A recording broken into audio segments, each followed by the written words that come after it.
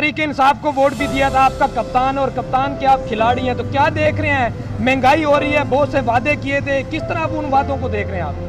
महंगाई हुई, इससे गरीब आवाम बहुत ज़्यादा मुश्किल में आई। अब रमज़ान भी सर पर है और अगर इस तरह से काबीना ने फैसला किया कि अगर 8 रुपये पेट्रोल बढ़ा तो इससे ज़्यादा महंगाई का तूफान आएगा, लोगों में जो है गैर मुतमईनी की एक सूरत हाल पैदा हो जाएगी, जिससे मेरा ख्याल है कि संभालना भी आगे मुश्किल हो जाएगा।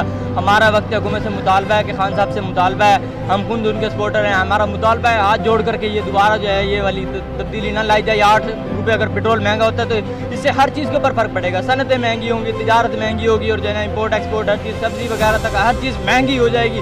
उससे जो है ना हमारा खान साहब से मुतालबा है ये ऐसा ना किया जाए 8 रुपये पेट्रोल अभी नहीं मिलेगा। हाँ जी बिल्कुल, ये तब्दीली सरकार को जिन्होंने वोट दिया था वो खुद भी हाथ जोड़ रहे हैं कि ऐसी तब्दीली ना लाई जाए, जो जो वादे किए थे वो वादे पूरे किए जाए। हर चीज़ महंगी की जा रही है, यहाँ पर जिंदगी गुजारना मुश्किल हो गया, पेट्रोल, दाल, चीनी, आटा, सब्जी हर चीज़ महंगी हो गई है। और जो ये पेट्रोल को 8 रुपये मजीद महंगा किया जा रहा है, ये महंगा ना किया जाए, आवाम का ये मुतालबा है। हाथ जोड़ के हुकूमत पंजाब और वज़ीर आज़म इमरान खान से मुतालबा कर रही है ये आवाम। जी